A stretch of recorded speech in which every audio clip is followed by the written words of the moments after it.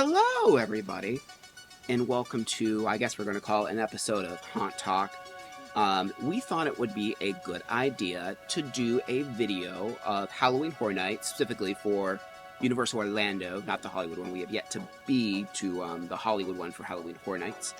But we wanted to do a tips and tricks video from a point of view that's not a local. Yeah. Because there's a lot of videos, we know that there's a lot of videos that do this out there, but almost all of them that I've seen are from people that live in Florida or go like once or twice a week. You know, we do it as a vacation, and I feel like most people that go, I'd say probably 90% of people that go to Halloween Horror Nights are doing it as a vacation and are not local to the area. Right. And we've been going every year since 2018, yeah? Yes. I think that was our first year. We went every year except, of course, for 2020 because the event did not happen that year. But we went every other year. And I feel like we've definitely learned a lot through the years of going. Oh, yeah. So that's basically what's going to be this video. I'm sure I'll have everything bookmarked for the different sections of what we'll be talking about. But we'll be talking about everything from like pricing down to just like making sure you're wearing like proper like attire and like the weather and stuff like that, and different add-ons and extras and stuff like that. Yeah. So we will be covering quite a bit.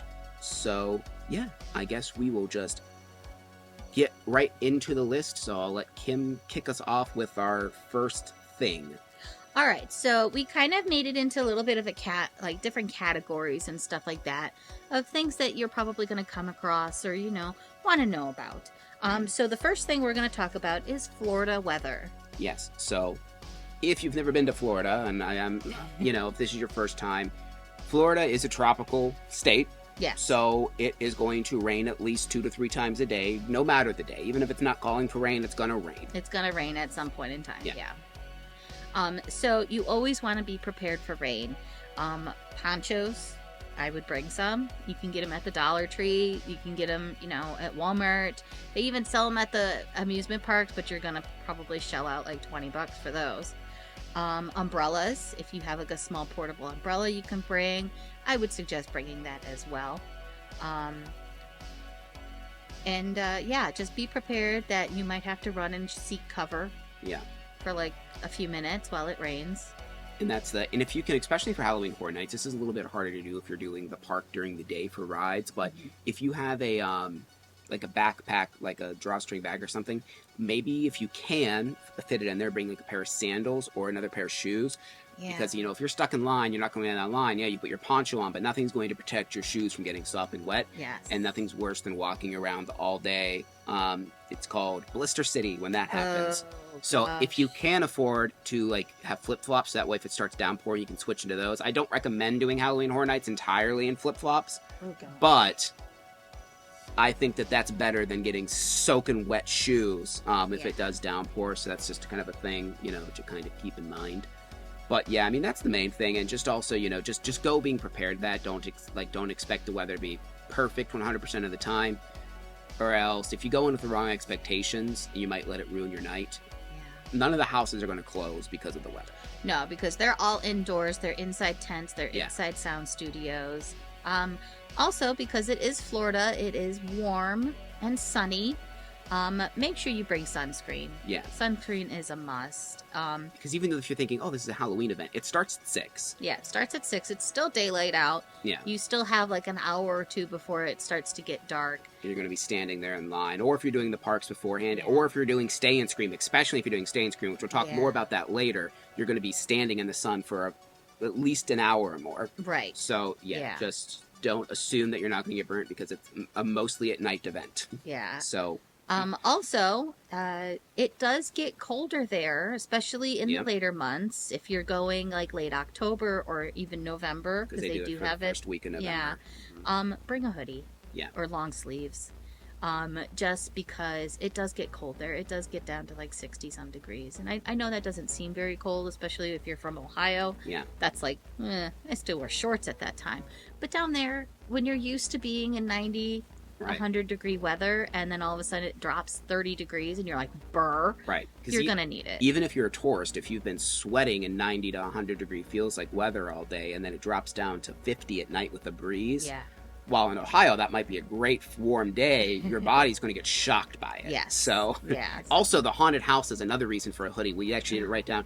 The haunted houses are uber air conditioned. Uber air conditioned. Which is great when it's a hot night, but it does, and it's there because the scare actors, so they don't like literally die. Yeah. But if it's a rainy night and you walk into those and you're soaking wet and it's cooled down, it is like needles on your body. So I'm getting keep goosebumps that in just mind. thinking of it. Yeah, it's so cold. Yeah. So great on a hot night, but on those like colder, rainy nights, there's quite a few times I'm like, man, I wish I had like not a thick, heavy jacket, but just a light hoodie. Yeah. If you can fit like a small one in your bag, if you look and it's supposed to get to the 60s that night, I'd probably recommend it. Yeah. All right. So moving on to our next category, which is to pace yourself. Yes. I think that it's very easy to... You're on vacation, you want to get as much done as you can. You're like, I don't know when I get to come back. And so you get there at rope drop for Universal or whatever during the day. And then you're plan on doing... like from whatever time, I think it's like 9 or 10 they open if you're staying on site, and you want to stay there to the end of Halloween Horror Nights, you are going to not feel good. Yeah, no. You are going not to... going to have a good day. So what we suggest, and this is what we do, is take it easy during the day. If you're doing HHN. That night, yeah. Yeah. Go to Volcano Bay for the water park, or visit some of the different resorts. They do have like other like HHN related things at some of the other resorts. Plus some of the resorts have like cool pools or lazy rivers or things like that you can check out. There is like a scavenger hunt kind of thing that they do that you could do as well. Yeah. Which that one might be, like, the scavenger hunt they do through the parks might be a little intensive to do on that because you have to walk the entire park. But I know this year, particularly for 2023, if you're watching it, the year we're making it, is they're having, like, almost like different resorts have, like, a bar crawl kind of thing where there's, like, I think it's like a photo op or, like, some kind of thing to go find at every single resort this year. So that might be kind of, like, a relaxing thing to do. And when we say Volcano Bay, me and Kim... we like water parks, so we don't really like water slides or that much. So when we do Volcano Bay, it's mainly lazy river and like the wave pool. Yeah. Now, if you're someone that likes to hit the water park hard, that might not be the best recommendation to do in the day. Like if you're like, I want to ride as many slides as possible, you're probably just going to tire yourself out even more. Yeah. But we like just to float. Yeah. So yeah. So I mean, if you're staying at and we'll talk more about resorts later. If you're staying at Cabana Bay, they have a lazy river right in their pool. They have like 2 pools. So that's just a nice thing. Again, just relax. And save that leg strength for later on in the evening. And I think this is the one we wanted to talk about, this product, right? Yes. So I found, because the first year we went to Halloween Horror Nights, and maybe it was a little TMI, but we had all the blisters. Our feet were blisters. And you know, on the first night you can kind of deal with it, and then you're like, oh, I just paid hundreds of dollars for my second night. And it hurts to walk. Oh my gosh. It was so bad. Yeah, and it's so bad. So, and I think maybe the first 2 years we went, we just kind of suffered. I think it was again, sorry.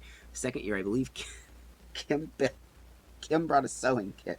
So we had a needle in case we needed to get rid of the blisters. Pop the blisters. So I found this product, and, you know, obviously we're not sponsored. It's a small channel, but it's called Body Glide. And I will put a link. I meant to actually bring the product down, but we didn't. So I'll put a picture on the screen.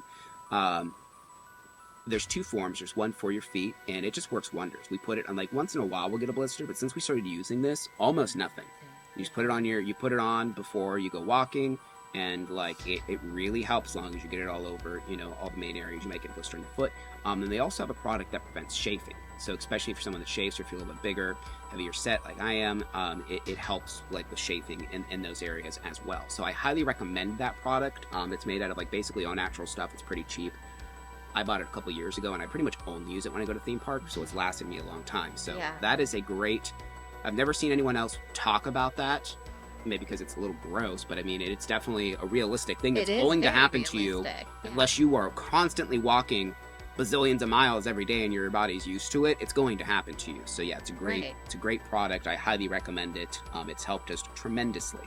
Well, you know, we're known for being very honest here. So yeah, we're going to be very honest with you with, things happen. Yeah. So yeah, definitely use it. What is our next category? RIP versus Express Pass. Yes. So this is an interesting one because, so if you're going and you're planning, if you've never been to Halloween Horror Nights especially, I'm sure you still have seen these options. I can do just the normal Halloween Horror Nights ticket, which is usually, it ranges from like 80 to like, I think 120 a night or something like that for just a base ticket. Yeah. But then there's some add-ons you can do for that night. You can do Express or RIP. So we actually haven't done Express before. This will be our first year doing Express. Yes. We've actually, the first year we just did normal. We did 2 nights of Horror Nights.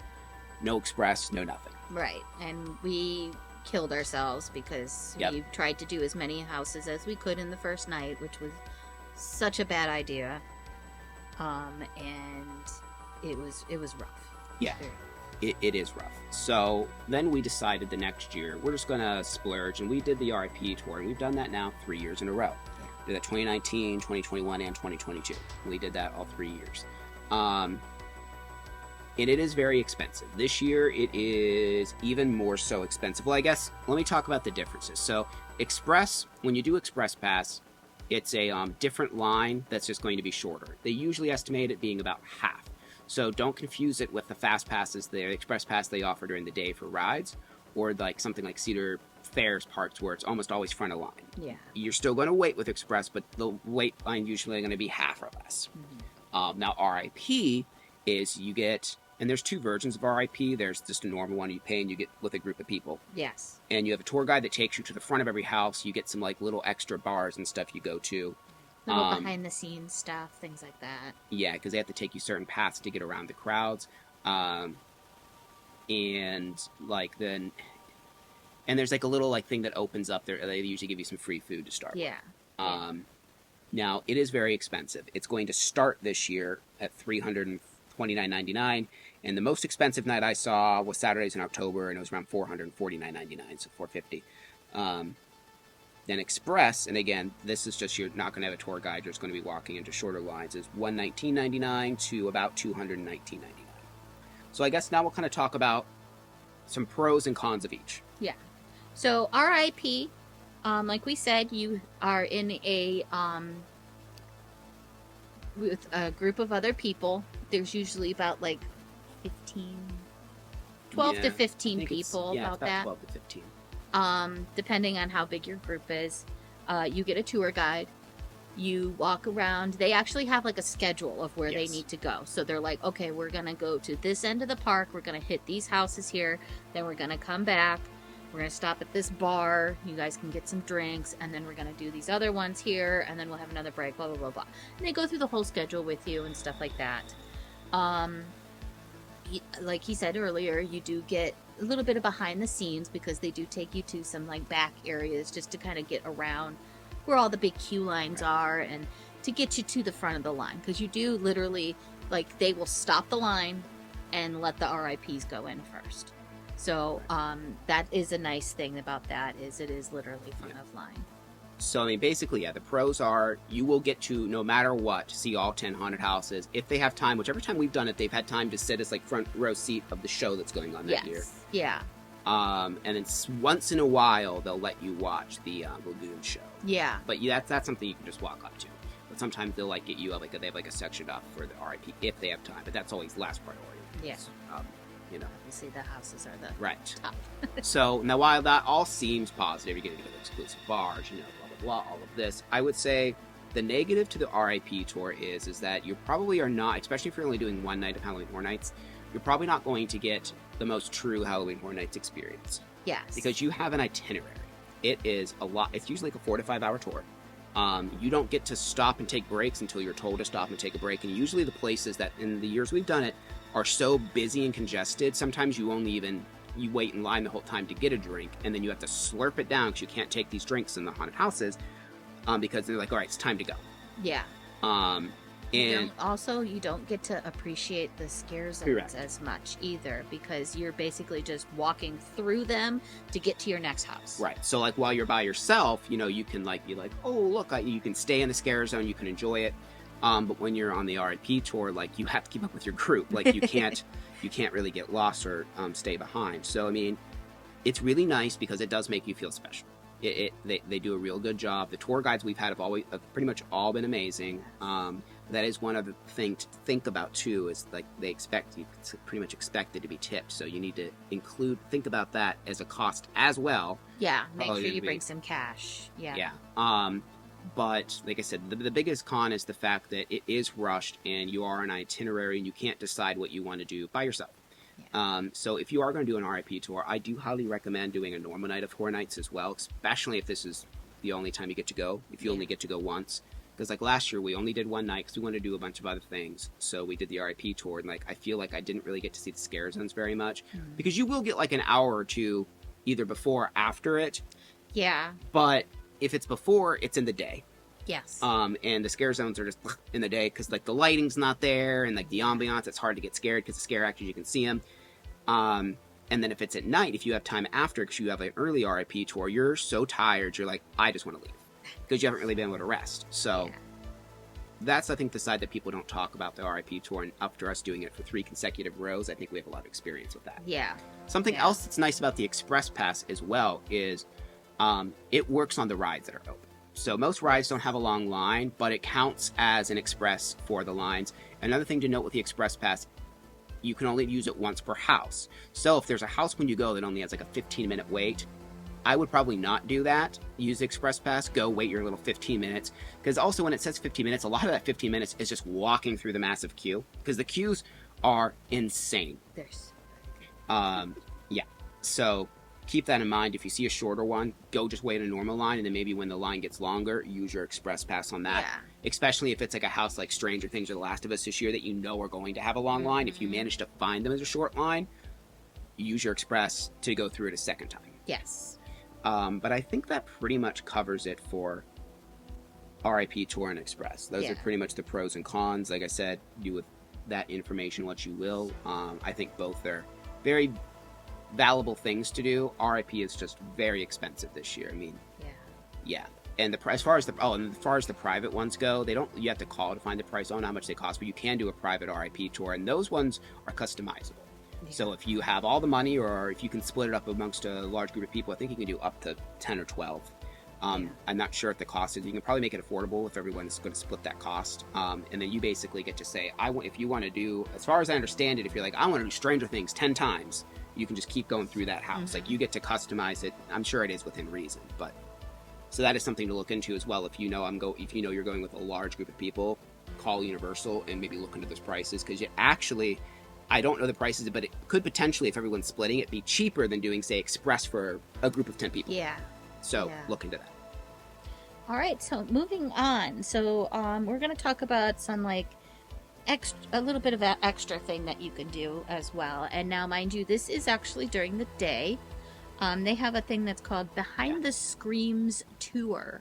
And what they do is you, again, this is another guided tour, where you and a group of other people get to go into the haunted houses during the daytime. Yep. There's no actors, there's no lighting, there's no, effects going on, but you get to see literally the behind the scenes of the haunted house, what it looks like with the lights on, how they do certain things, stuff like that.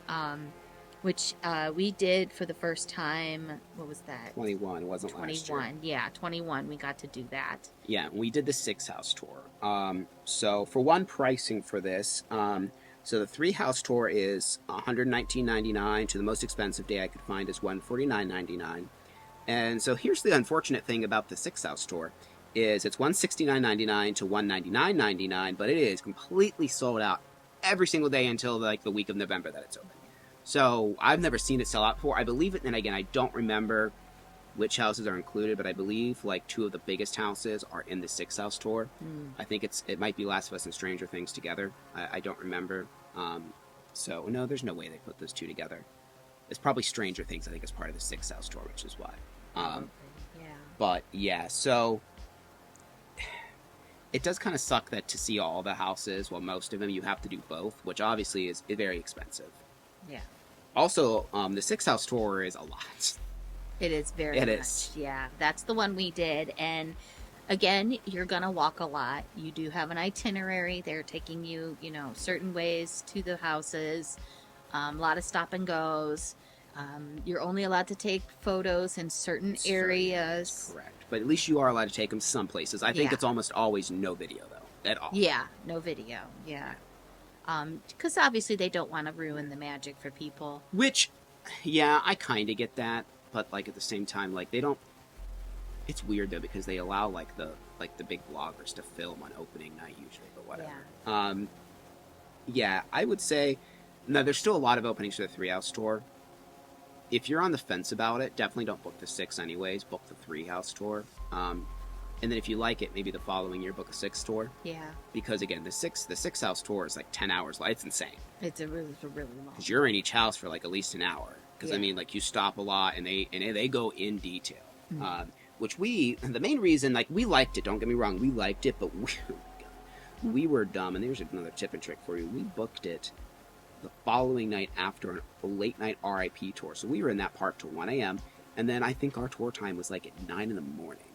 Yeah. It was really early. It might have even been like a little earlier than that. Yeah, it was 8:30. Yeah, and like you're supposed to be there at least a half hour before it starts. Oof. And so we got like 4 hours of sleep after walking God knows how many miles. So if you do this, I would try and maybe do a later in the day tour if they have it, or try not to do it right after you've been at Halloween Horror Nights all night long. Like, I don't know if they do it on a Wednesday, but maybe like if you're going to do like even the 3-house tour, do it like on the Wednesday before because that's the day I think they start Halloween Horror Nights, so that way you're not doing Halloween Horror Nights on Tuesday because it's not open. Right. I think it's worth it though. It's really cool. Mm-hmm. But yeah, I would recommend doing the 3-house tour definitely to start with because for one, it's cheaper and like it's going to be half the time. So yeah, but definitely worth it though. All right, so we're going to move on to 2 little added things that you can get. Scream early and stay and scream. Right.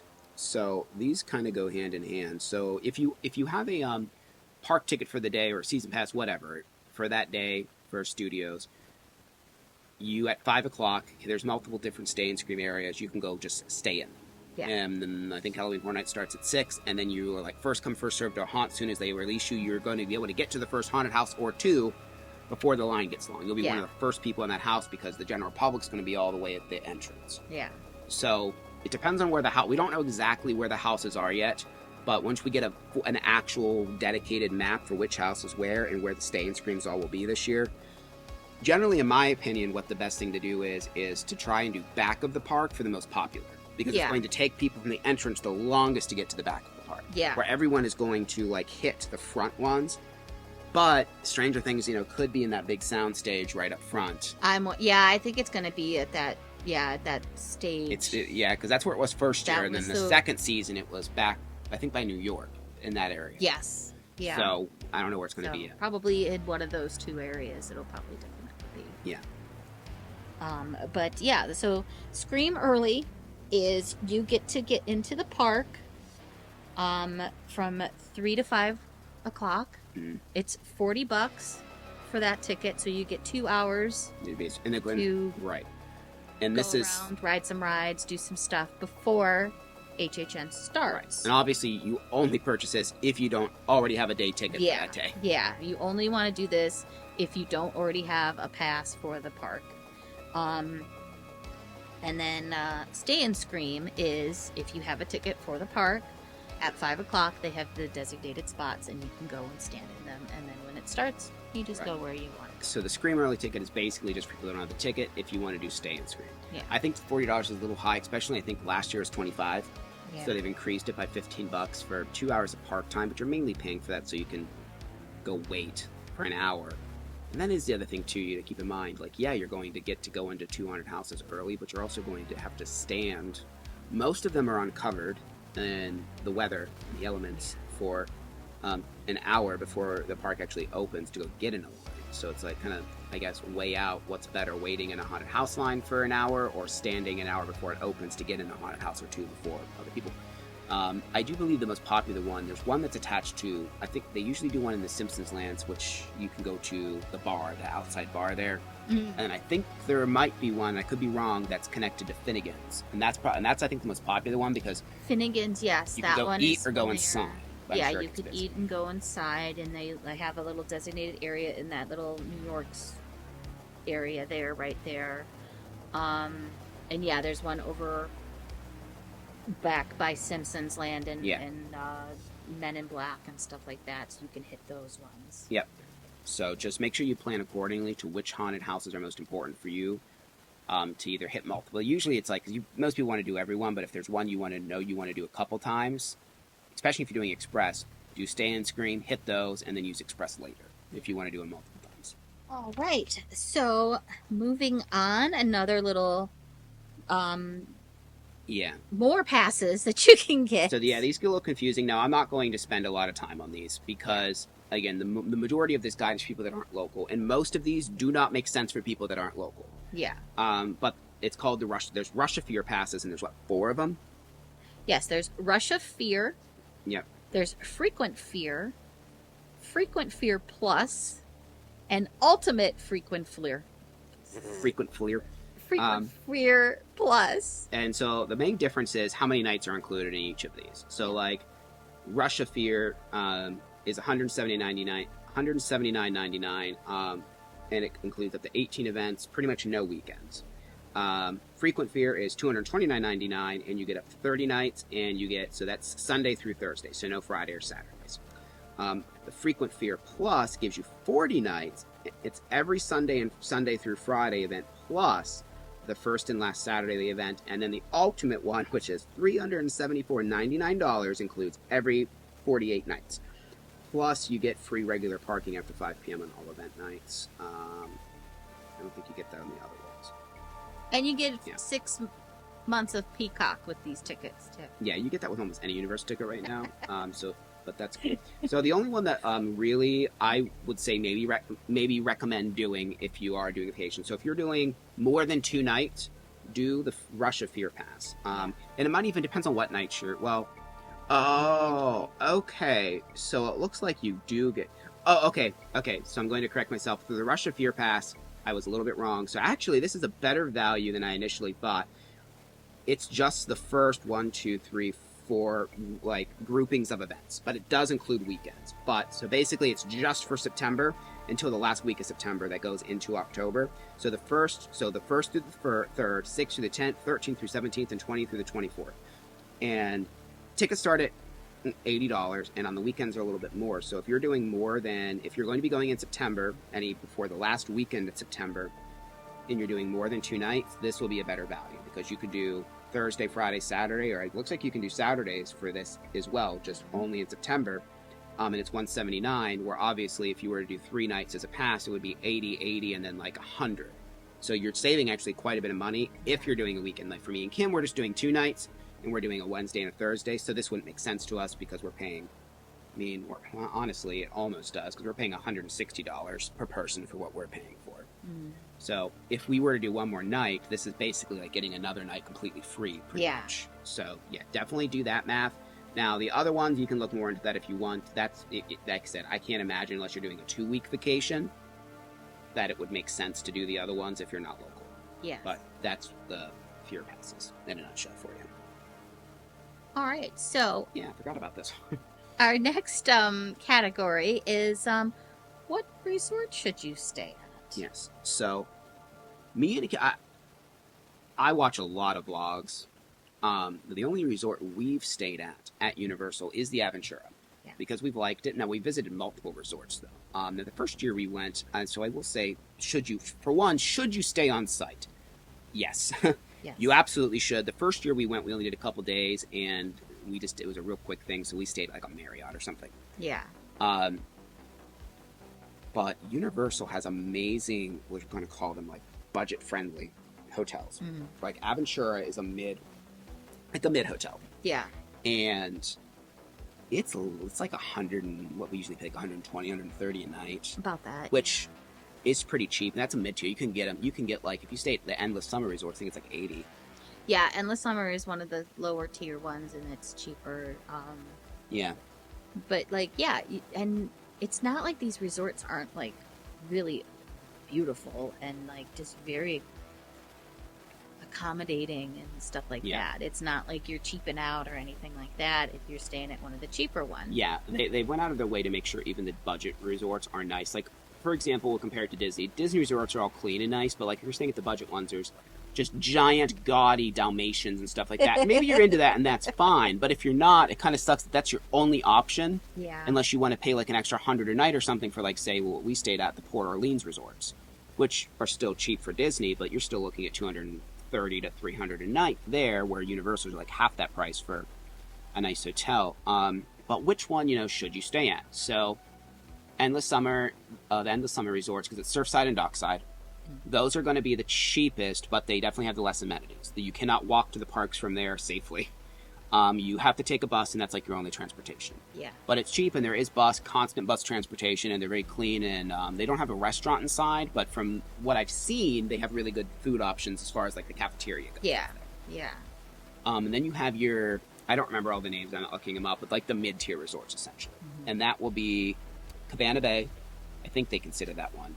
Cabana Bay, I think they consider mid-tier. Yeah, it's like a mid-tier Aventura, and then Sapphire Falls, I believe, is also kind of in that grouping. Yeah. Sapphire Falls might be a little step above. It's a little higher, but it's still part of the mid-tier, yeah. Now, again, we usually stay at Aventura, and the cool thing about Aventura, and this is a big tip if you stay there, because we didn't know this for like the first 2 years of staying there, so mad. So Sapphire Falls is like a 2-minute walk from Aventura. So is Cabana Bay, and just a quick side note on Halloween Horror Nights Village, you can use any of their pools. Cabana Bay has a really cool pool, but you kind of have to just run across the road. And it's a little scary. It's kind of scary. Yeah, it's like 4-lane highway, so you have to run across and hope. There might be a better way to get there, actually, if you go down to the water park and up the escalator. I think you actually can get that way, but just be safe if you're going to go to Cabana Bay.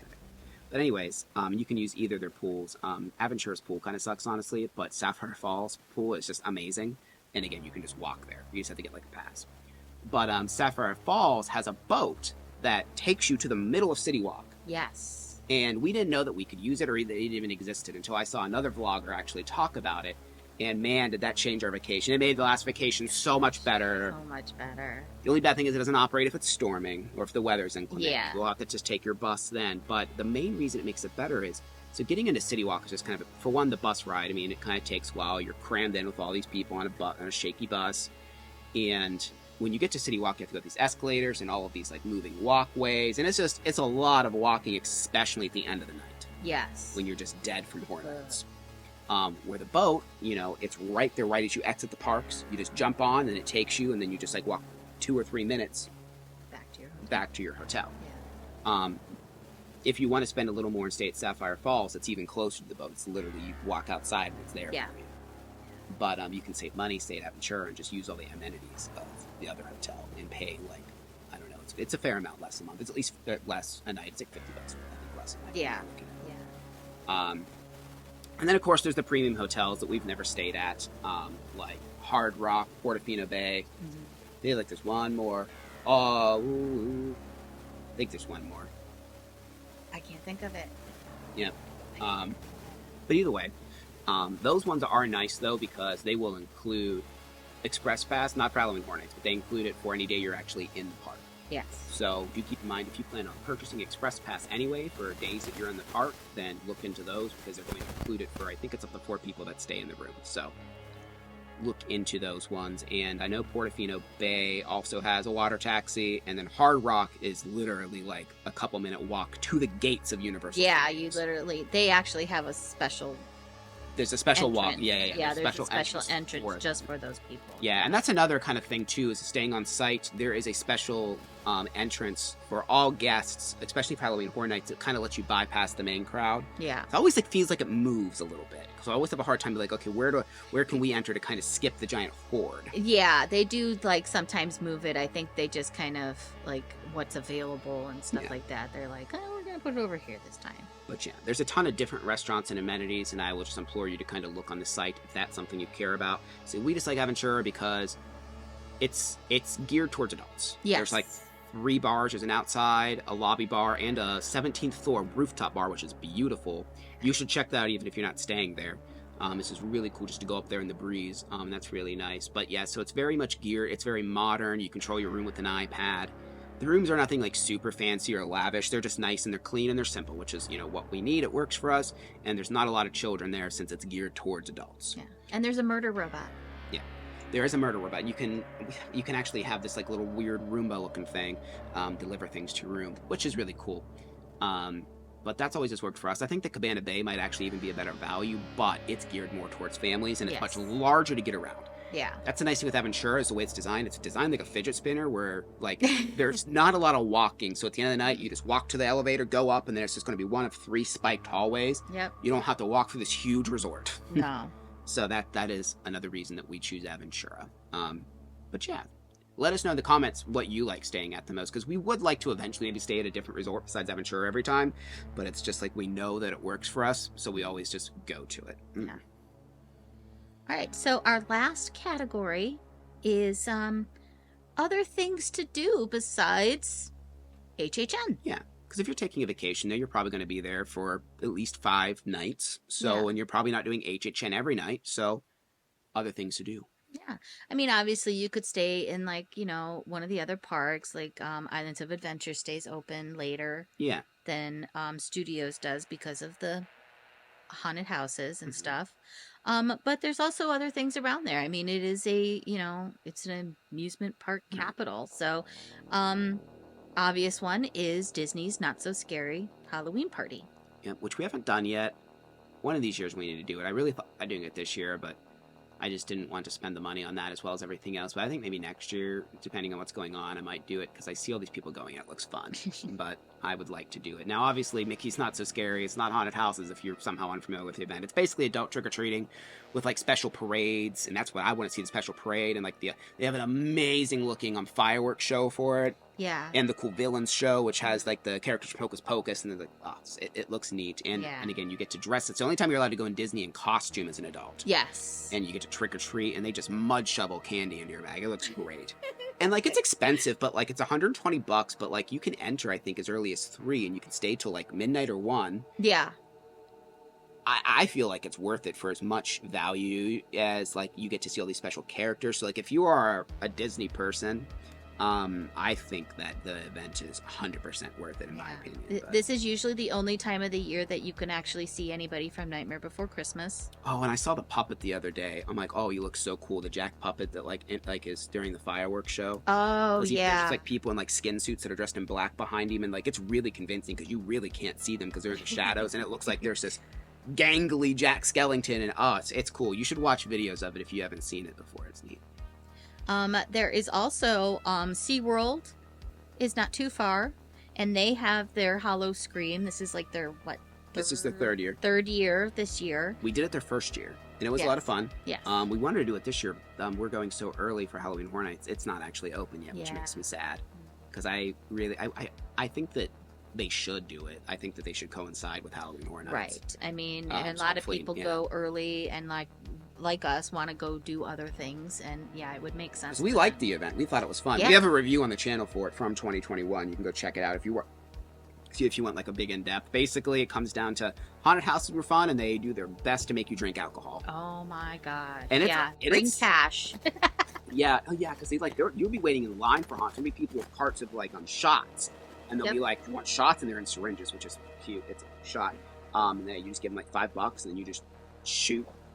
Yeah, it's crazy, and there's like people dancing on like stripper poles and stuff. It was kind of a wild event. It's a little scandalous. It was a little scandalous. Yeah, it was a little.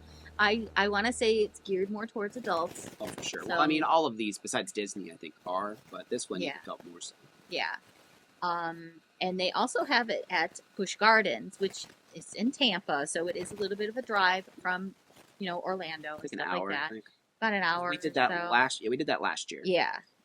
And it's fun. And the cool thing about that is and SeaWorld, at least when we did it, not so much. Only a couple rides are open. But Busch Gardens, like with the ticket, it lets you enter. I think it's like 2 or 3 hours before the event starts. Yeah. And like everyone was leaving, and people for the other event hadn't got there yet because they wanted the haunted house. We never been to Busch Gardens before, so we get there early, and we rode, I think, every ride in the park in 2 hours because there was no lines. Iron Gwazi, the brand new RMC, we walked on it. We walked on it. Yeah, we rode it twice. Cool. Like, it just was craziness. We just were amazed because everybody was leaving. No one was there. And then, of course, it got busy later on in like the event when the event actually started and the haunted houses opened up. But yeah, if you haven't been to Busch Gardens and you want to just ride the rides, just get that ticket, get there early, and I think that's a lot of bang for your buck. Oh yeah, for sure. There is Mortem Manor, which is a local haunted house in Kissimmee. We went. We do have a review on the site if you want to check that out. I'll try and put all the links to this in the description if I remember. And then there's always local area haunted attractions, depending on when you're going, whether or not they're going to be open.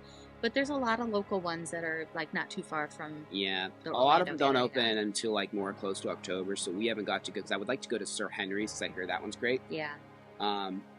But yeah, maybe eventually if we ever go like later in the year. But we like going early, and that's another, I guess, little tip we haven't talked about is like when should you go? The earlier you go, more than likely, the less it's going to be busy. Like you should, if you can, it's going to be cheaper and less busy if you go in the week.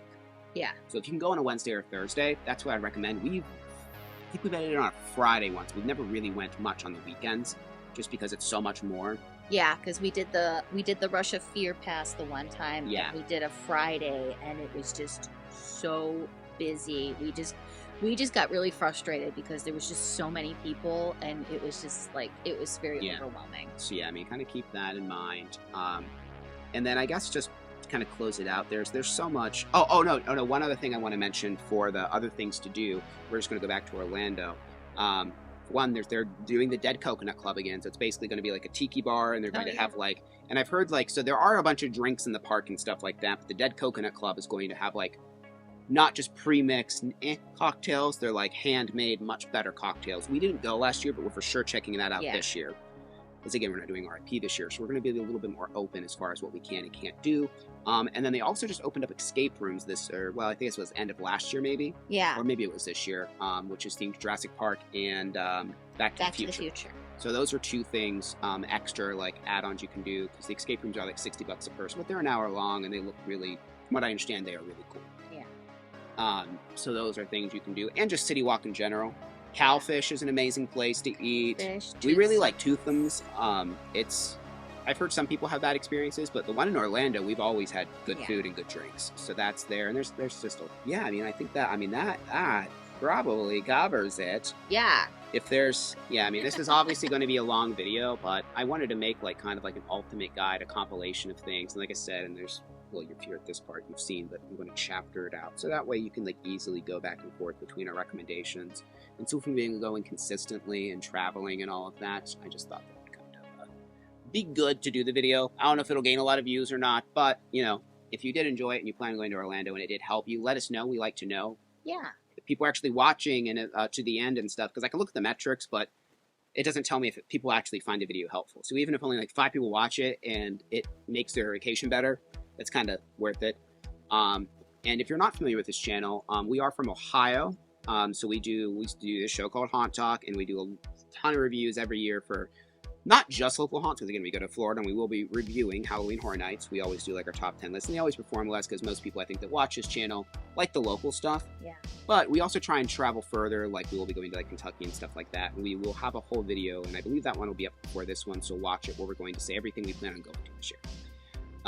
So if you are interested in just haunted houses in general, maybe subscribe and ring that notification bell.